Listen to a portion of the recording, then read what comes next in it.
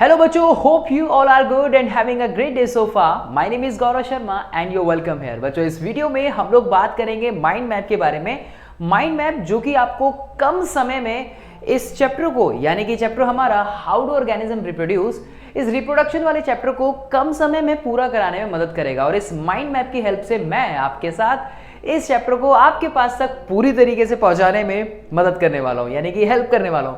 सो बच्चों ज्यादा देर ना करते हुए मैं आपको कुछ इन्फॉर्मेशन देके इस वीडियो की शुरुआत करना चाहता हूं. इन्फॉर्मेशन ये है कि भाई ये माइंड मैप जो है, इसी तरह के हमने और भी कई माइंड मैप जो है जो आप लोगों के लिए बनाए हैं. इवन माइंड मैप के अलावा one shots, important questions wise videos, MCQs, assertion reason based questions, case study based question, ultimately कि एक लेटेस्ट पैटर्न पे आपका जो बोर्ड्स या प्री बोर्ड्स बनने वाले हैं ना, कुछ उसी तरीके से हम लोगों ने आपके लिए ये माइंड मैप हो या आपके क्वेश्चंस हो या फिर आपके वन शॉट्स हो, उन सबको प्रिपेयर किया है.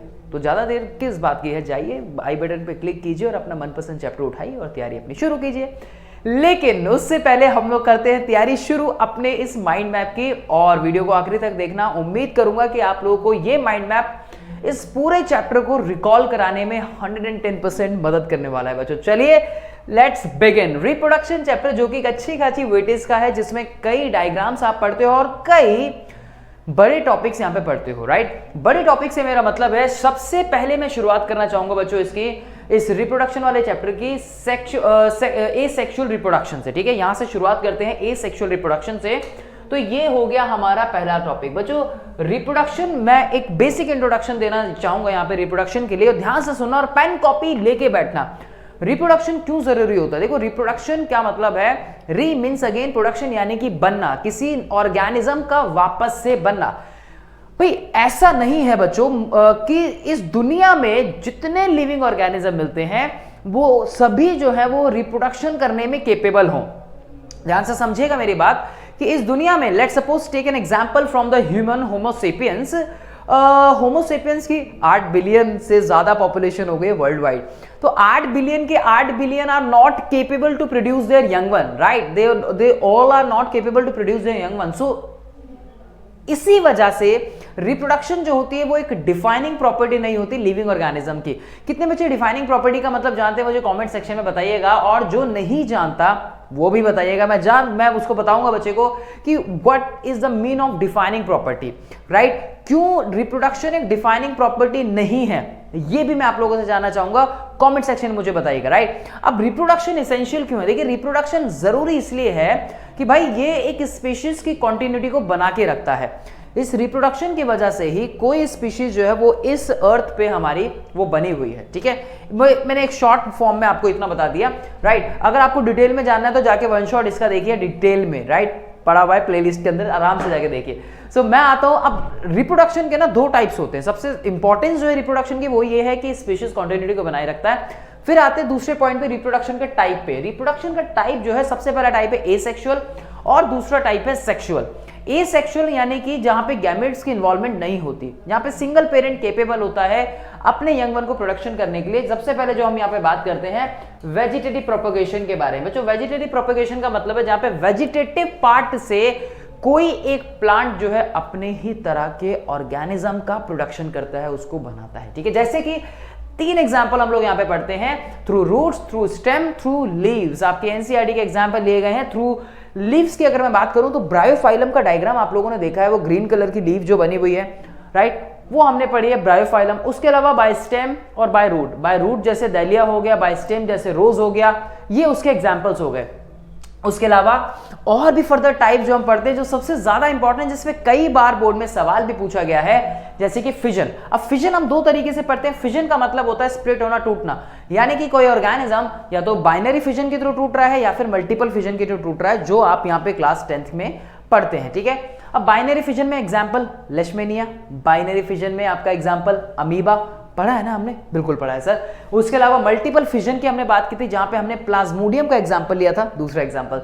तीसरा जो हम टाइप पढ़ते हैं यहाँ पे बर्डिंग को लेकर पढ़ते हैं बच्चों. बर्ड का एक फॉर्मेशन होना उसकी पेरेंट बॉडी से, बर्ड का फॉर्मेशन होना उसकी पेरेंट बॉडी से, और उसके बाद जब उसको न्यूट्रिशन पूरा मिलता रहता है, न्यूट्रिशन मिलने के बाद वो अपनी पेरेंट बॉडी से डिटैच हो जाता है। पढ़ा है हम लोग ने एग्जाम्पल हाइड्रा के अंदर पढ़ा है, यीस्ट के अंदर एक हमने एग्जाम्पल पढ़ा है। अच्छा, यीस्ट और हाइड्रा में एक दोनों जो है वो अपनी पेरेंट बॉडी से ही न्यूट्रिशन लेते हैं और ग्रो करते हैं। क्या मुझे आप कमेंट सेक्शन में बर्डिंग इन हाइड्रा और बर्डिंग इन यीस्ट में एक डिफरेंस बता सकते हैं? देखते सबसे पहले कौन बताएगा और किसका सही होता है, जो बाद में भी बताता है। Budding in yeast and budding in hydra दो एग्जांपल हो गए यहाँ पे।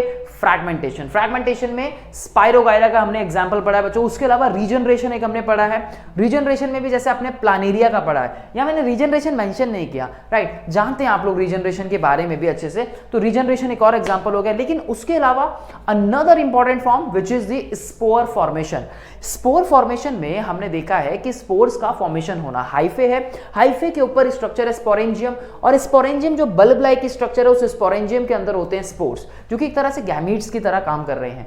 तो स्पोर जो होते हैं वो कवर्ड होते हैं एक हार्ड प्रोटेक्टिव लेयर के साथ, एक कोट के साथ। हम एग्जांपल यहाँ पे पढ़ते हैं राइजोपस का, यानी कि जो कि एक फंगस है। अगर आपने कभी ब्रेड की स्लाइस को देखा हो, उस पे आपने मॉइस्ट कंडीशन में रखा हो, उसके ऊपर फंगल की ग्रोथ होते हुए हमने देखी अक्सर उस ब्रेड के कलर को चेंज होते हुए, जैसे कि ब्लूइश अपीयरेंस, ग्रीनिश अपीयरेंस, याद है ना? बिल्कुल याद है। अच्छा, ये है एक तरह की फंगस इसी तरह की फेवरेबल कंडीशन में अक्सर ग्रो करती है बच्चों, जैसे कि हीट कंडीशन में फंगल ग्रो करती है, मॉइस्ट कंडीशंस के अंदर फंगल ग्रो करती है, ड्राई कंडीशंस में भी हमने ग्रो करते हुए देखी है, जैसे कि पिकल्स का एग्जांपल ले लो, राइट। अक्सर वाइट कलर की फफूंदी, जिससे आप आसान भाषा में बोलते हो, जाके पूछिएगा मम्मी से पिकल्स वगैरह में, ठीक है।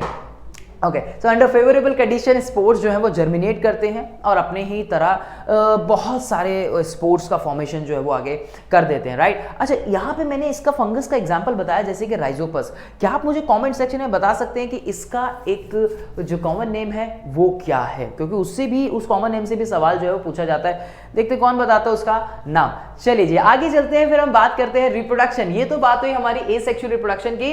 दूसरा जो यहाँ पे हम लेंगे, नंबर 2 पे हम लेंगे इन प्लांट्स, ठीक है। अब प्लांट्स में क्या है? प्लांट्स में जो मेन जो होता है वो होता है सेक्सुअल रिप्रोडक्शन। एंजियोस्पर्म जो एक क्लास होती है जो सबसे ज्यादा जो डिवीजन जो है जो सबसे ज्यादा सेक्सुअली रिप्रोडक्शन करते हैं फ्लावरिंग प्लांट्स में। तो फ्लावर जो होता है, फ्लावर के अंदर बेसिकली 4 वॉल्स आप लोग पढ़ते हो, एंड्रोशियम, गायनोशियम, सेपल्स और पैटल, कार्पल्स, ठीक है। कैलिक्स और बेसिकली सेपल्स या कार्पल्स बोल लो, कैलिक्स या कोरोला बोल लो, इस तरीके से। एंड्रोशियम जो होता है बेसिकली वो मेल पार्ट होता है, जिसके अंदर आप फर्दर 2 पार्ट पढ़ते हो, जिसमें आप एंथर बोलते हो, फिलामेंट बोलते हो, और एंथर और फिलामेंट मिलकर जो है वो स्टेमन बनाते हैं बच्चों, पढ़ा है ना हमने। फिर गायनोशियम के अंदर आप 3 पार्ट पढ़ते हो, गायनोशियम में, जिसमें आप स्टाइल, स्टिग्मा और ओवरी का एग्जाम्पल देते हो, राइट। सेपल्स आपको पता है, कार्पल्स आपको पता है, या उसके अलावा कैलिक्स कह लो या कोरोला कह लो, एक ही बात है।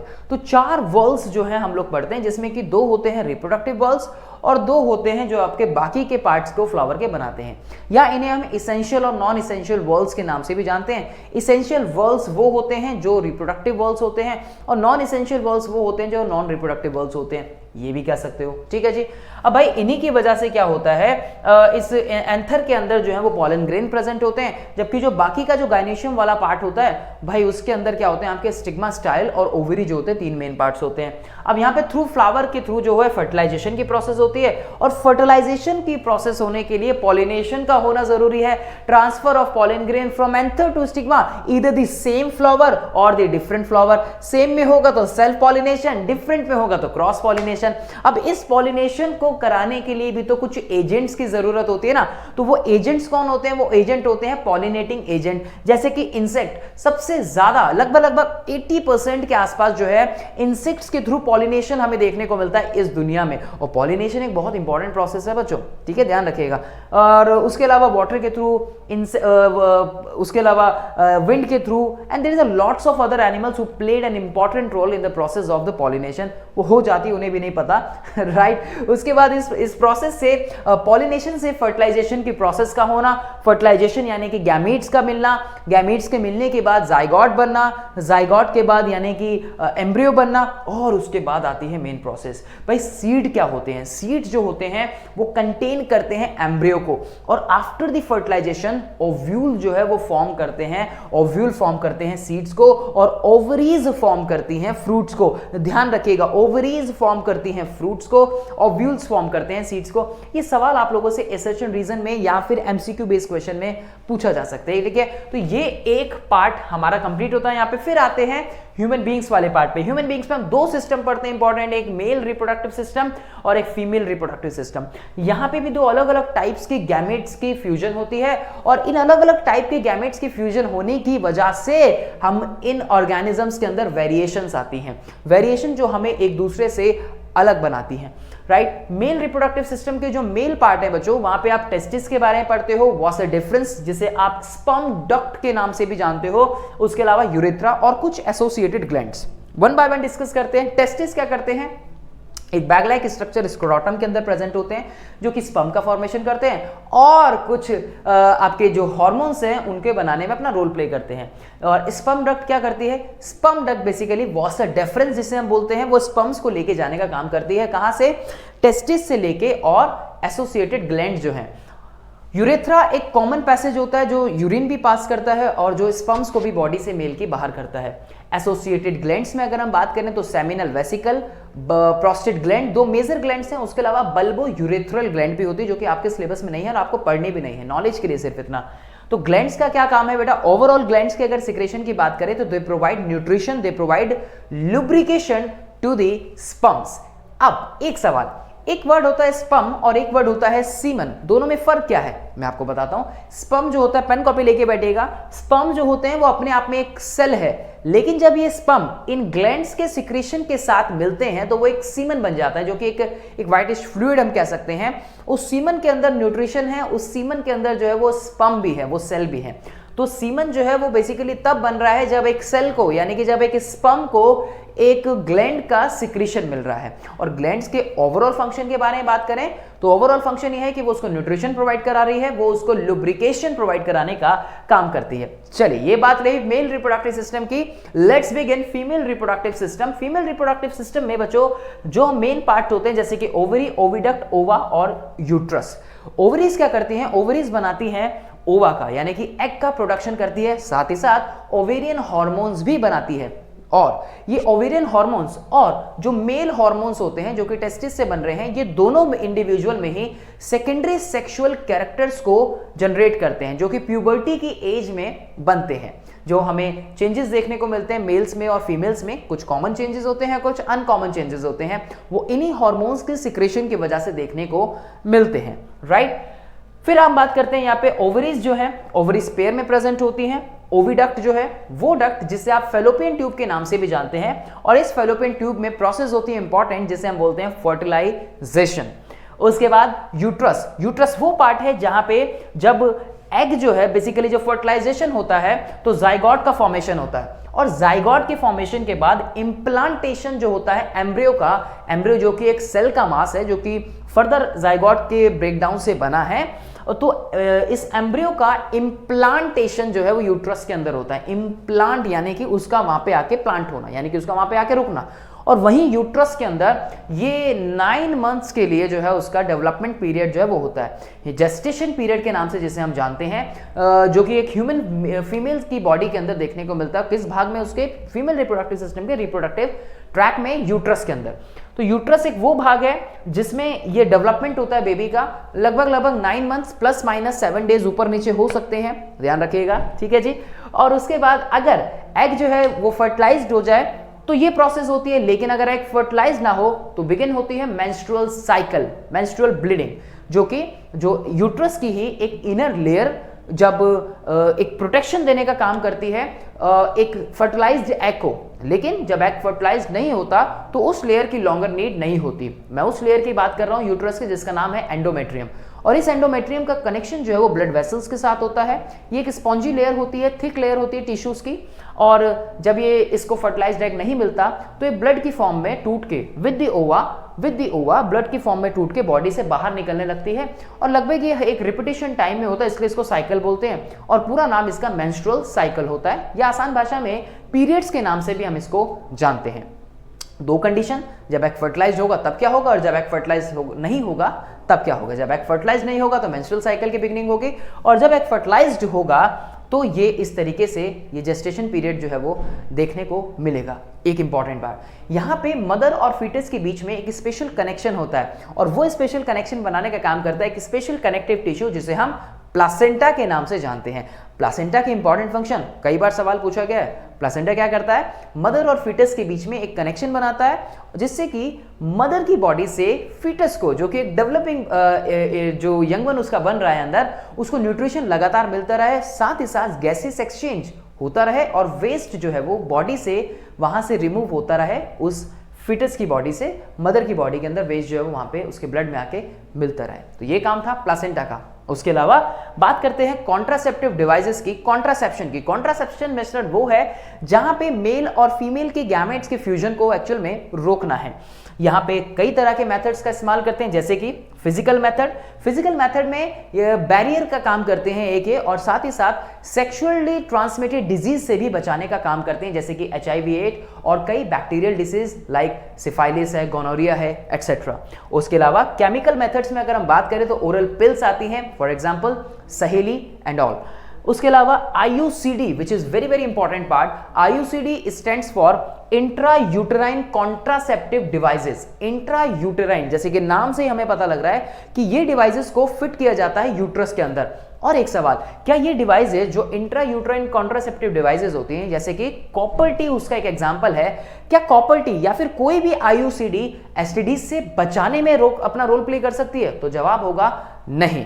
ध्यान रखिएगा, क्यों, इसका रीजन क्या है वो मैं आप लोगों से कमेंट सेक्शन में बच्चों जानना चाहूंगा कि ऐसा क्या रीजन है कि IUCD जो है वो STD से प्रिवेंशन नहीं करती। कमेंट सेक्शन में बताइए अगर आप जानते हैं तो। उसके अलावा एक और मेथड होता है जिसे हम सर्जिकल मेथड बोलते हैं, जिसमें आसान भाषा में नसबंदी के नाम से भी जाना जाता है, वासेक्टमी और ट्यूबेक्टोमी।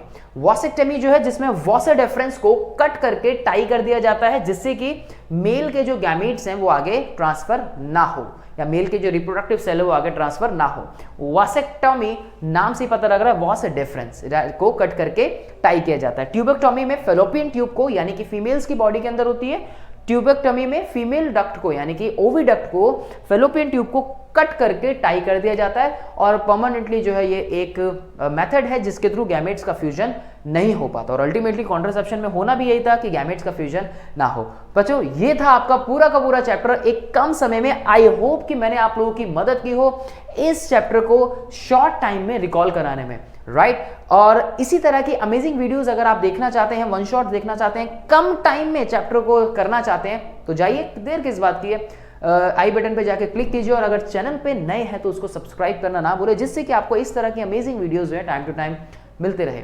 मैं गौरव शर्मा मिलूंगा आप लोगों से नेक्स्ट वीडियो में। अब अगर आपको वीडियो पसंद आई है तो इसको लाइक करना ना भूले और अपने दोस्तों के साथ शेयर करना ना भूले। अभी के लिए इतना ही, मिलता हूं आप लोगों से नेक्स्ट वीडियो में। Thanks for watching.